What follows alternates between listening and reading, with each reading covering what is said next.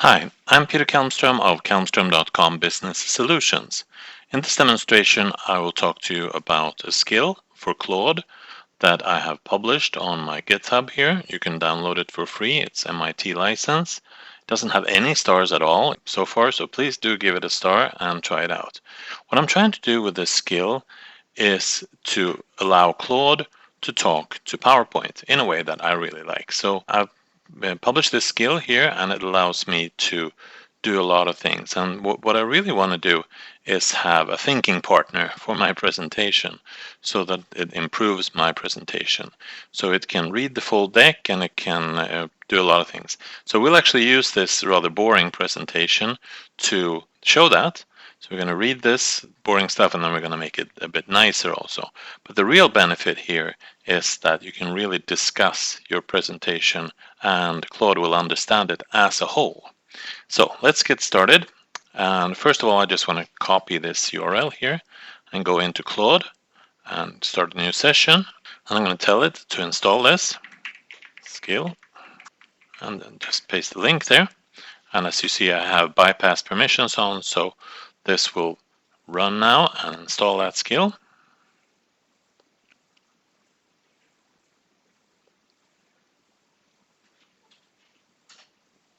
All right, then less than a minute later, the skill is included. As you see here, it's installing the PowerPoint MCP, and once you restart, you will get that MCP also.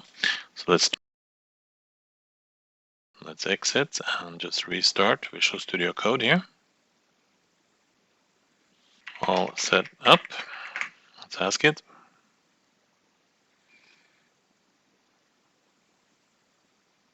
All right, it wants me to restart Claude again. Let's do that.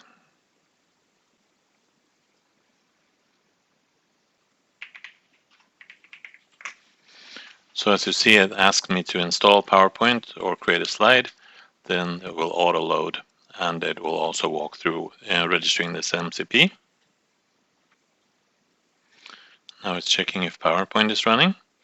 That's good. That's what we want. Great. Direct com now. Install the MCP first. Yes, that's of course what we want. We want the MCP, and we can create a new deck. That's fine. Hello from Claude is good too.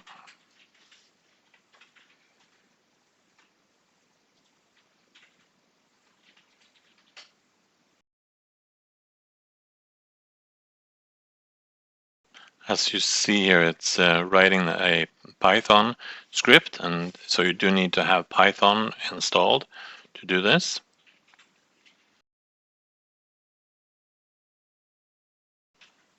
There we go. Now we have to restart Claude again. Let's see if it works this time. Let's do Visual Studio Code again. Now I'm just going to say restarted.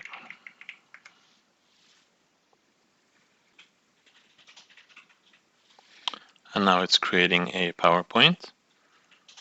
And it's listing the templates and so on. Let's see if a new slide is coming up here. Here you go. Hello from Claude. There you go. And it's using that template that I have from the other one, but that's fine. Great. Okay. So now it's done that. Everything is working as it should. Now I can just go ahead and close this one. So that's not really interesting, and start working on this one instead. And then I'm going to ask it to read the presentation, me ideas on how to improve it. So now it's of course reading this deck here. So and as you see also it's taking a snapshot of every slide. So it can analyze the snapshot of each slide, but it can also read, of course, each and every object on the slide. So both of those options are available for working with slides. And now it's going to do one per slide here. So this is an important part, that it's reading the slides and understanding that there are contradictions and some other typography issues, stuff like that. So now, of course, you can argue with it and explain that that's the way you want it, or just do all 4 edits. And let's go to the view the slide sorter, we'll see something happening here. So some of this, skills that it's doing this is particularly from the skill that I published that talks a lot about how to work with PowerPoint and how PowerPoint should be used as a communication tool, in my opinion. But it's also Claude itself that has a lot of knowledge about PowerPoint and fact checking and all the other kinds of things. So there you see now it's doing some edits here in the deck. And that's moving rather fast. Thinking is slower, but actually working here on my computer directly via COM, that works quick. So there's to-do list, so it's working very independently. And of course, normally you wouldn't sit here and watch this. You would come back and check the results in a minute or two. And as you see here, it's using the template, using the same colors, but of course you can also tell it to change that. And if you use another template from your company template, for example, it will use that. Here it's explaining what an MCP is. That's good stuff. It's also organizing the deck into sections, which is a good thing to have.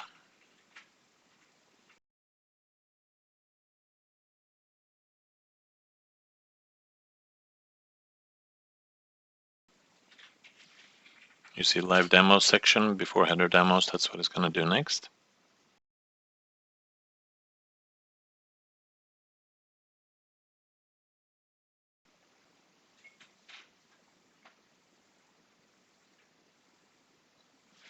There we go.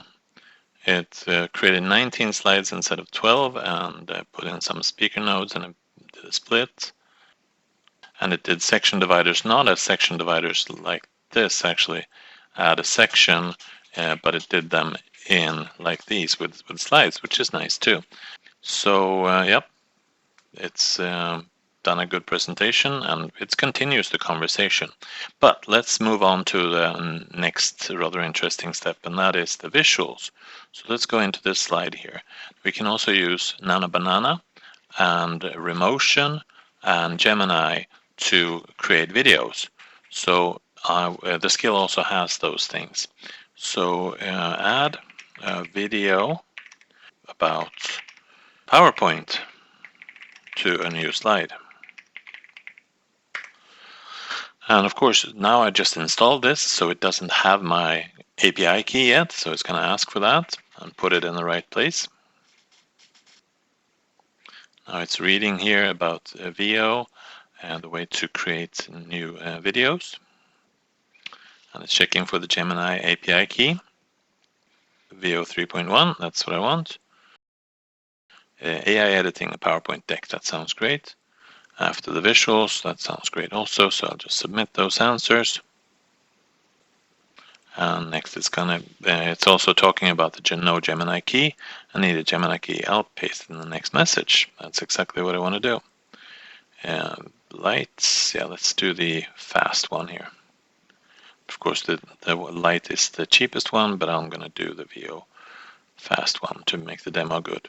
So now I'm pasting my key there. And yes, I will remove that. It's going to warn me about that. It usually does.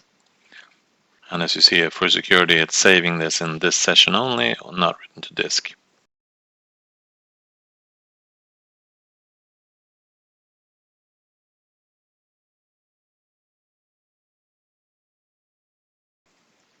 So it's going to put it after slide 10. So let's see what happens there.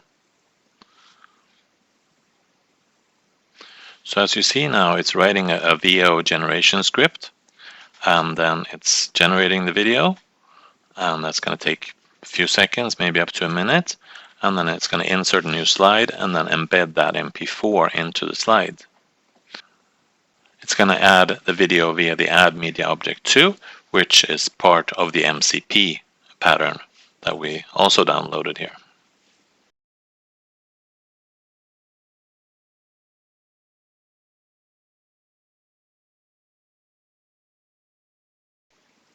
Now you see the VO generation is running in the background. Here we go. Let's play the video and see how that runs. Well, you can't hear it now, but there's actually music on there also. So, yep. It's not quite that fast in reality, but yeah, it works, right? So that's, and there puts some notes about it too, and the prompt use. So if I want to go in and edit the prompt later, I can do that. So that's it. That's my video. You have my skill, and I've shown you how to use it. Let me know if you want me to expand it, or if you like it, or yeah, whatever in the comments. Thank you for watching this demo.